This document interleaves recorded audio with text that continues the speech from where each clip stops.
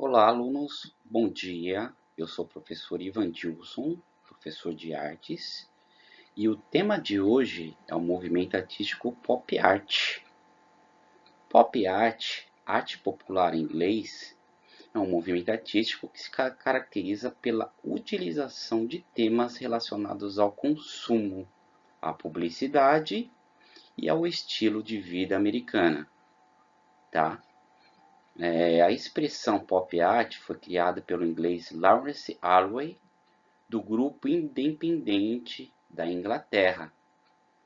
Difundiu-se nos anos 60 em Nova York, nos Estados Unidos, e o pop art não deve ser considerado um fenômeno de cultura popular, mas uma interpretação de seus artistas da cultura chamada de arte popular, arte que está na moda e arte que está em voga. Este fenômeno baseou-se em grande medida na estética da cultura de massa, a mesma criticada pela Escola de Frankfurt. O movimento influenciou muito o grafismo e os desenhos relacionados à moda.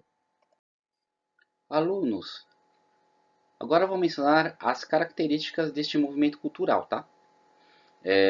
A aproximação da arte com a vida cotidiana, utilização de cores intensas e vibrantes, reproduções de peças publicitárias, inspiração na cultura de massa, uso da serigrafia, bastante importante, imitação da estética industrial, isso também é uma característica muito forte desse movimento, reproduções em série de mesmo tema, uso da imagem de celebridades, a qual já vimos até hoje na internet, como Elvis, como Mary Moore, inspiração do universo das histórias em quadrinhos, também bastante conhecida.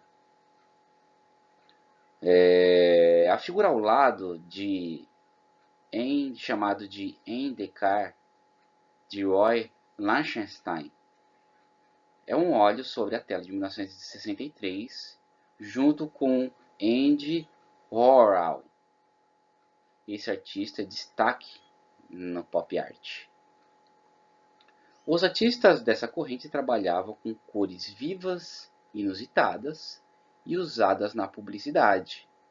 Eles escolhiam as imagens e os símbolos populares como material de criação. Esses símbolos eram ironizados para fazer uma crítica ao excesso de consumo da sociedade capitalista, principalmente a americana. Isso porque o capitalismo é muito incentivado pela publicidade, cinema, enfim, em todos os aspectos na época.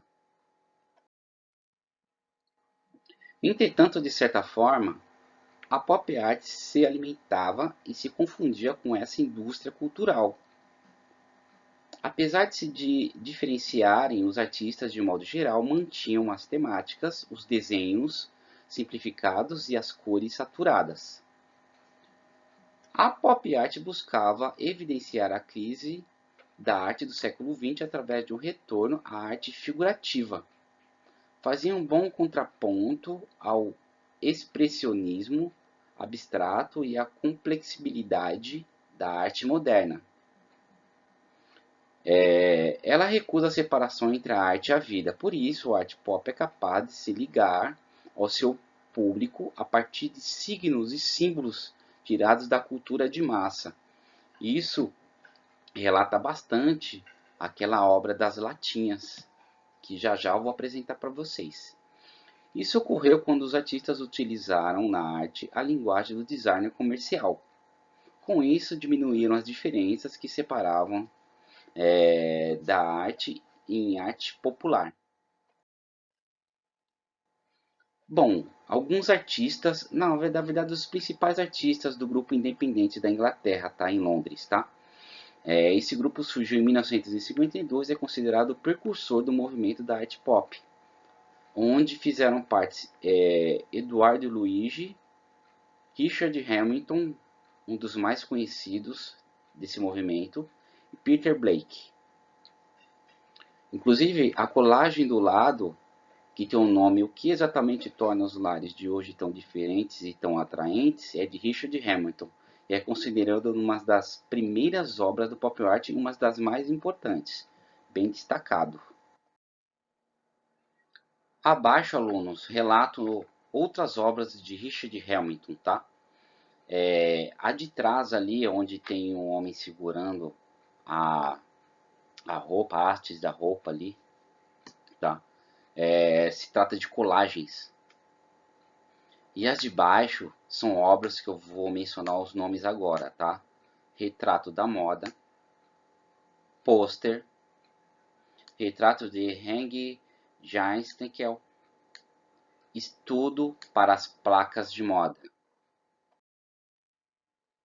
Já nos Estados Unidos, eles começaram a surgir a partir de 1960. Então, no texto, está a partir de 1963, mas esse movimento começou nos meados de 1960 nos Estados Unidos. A partir daí, suas obras passaram a ser reunidas e expostas em galerias de arte.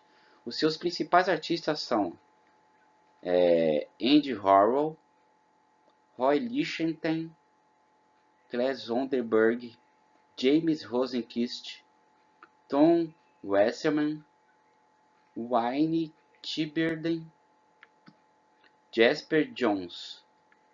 Me perdoe pelo inglês, mas relacionei os artistas deste movimento mais importante dos Estados Unidos. Apresento nesse slide, alunos, uma das obras de Andy Warhol. Tá? Vou mencionar do que se trata esse artista. Andy Warhol tornou-se o representante mais conhecido da pop art no mundo. Ficou famoso por retratar ídolos da música popular e do cinema, evidenciando quanto estas figuras são impessoais e vazias. São exemplos Mary Moore, Michael Jackson, Elvis, como vimos bastante na internet. Como eu mencionei ao lado, é uma obra de Marilyn Monroe, tá, de 1962, e foi a primeira representação após o falecimento dela em 1962, também. Depois foi reproduzida novamente em outras cores e formatos mundialmente falando. Neste próximo slide, alunos, mais algumas obras do artista Warhol, representando o ídolo da música Elvis Presley, logo à direita. Também bastante conhecido, outra obra do Warhol a respeito das Coca-Colas, tá? Onde representou a impessoalidade do objeto ao reproduzir as garrafas de Coca-Cola e as latas de sopa Campbell, impactando diretamente nas vendas e sua publicidade no mercado americano. Neste slide, alunos, uma das obras mais conhecidas e mais importantes do artista Warhol, que é referente às sopas Campbell, em 1963, impactando diretamente, como eu já tinha dito no slide anterior, diretamente nas vendas desse produto no mercado americano.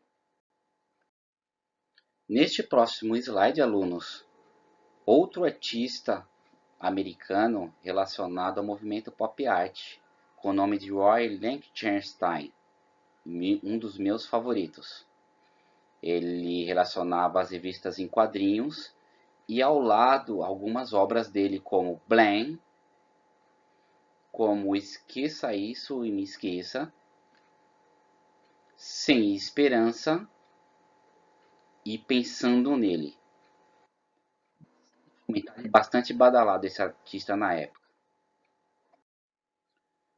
Neste último slide, alunos, eu não ia deixar de comentar os representantes brasileiros a respeito deste movimento pop art. No Brasil, pop art surgiu em outros contextos históricos. Aqui estava em curso a ditadura militar e os artistas utilizaram a estética pop para se comunicar com as massas e assim fazer criticar o sistema. Os nossos principais artistas pop art são Antônio Dias, à direita, na parte inferior, Ruben Gertman, logo à direita, na parte superior, e logo abaixo, Romero Brito. O artista contemporâneo Romero Brito utiliza até hoje em dia a estética da pop art para produzir suas obras. Entretanto, ele não possui caráter crítico e político. Tá? Essa informação condiz que ele não participou desse movimento da ditadura militar, então ele é um separatista. Ele não tem um caráter crítico sobre representado em suas obras. Bom, chegamos ao fim desta aula e eu vou solicitar um trabalho sobre pop art para vocês, onde utilizaremos os materiais de recorte e colagem com revistas, jornais, figuras relacionadas a este movimento, sem deixar de fora aqueles prints de tela que nós encontramos na internet, tá, gente? Aguardo o trabalho de vocês e fico na espera.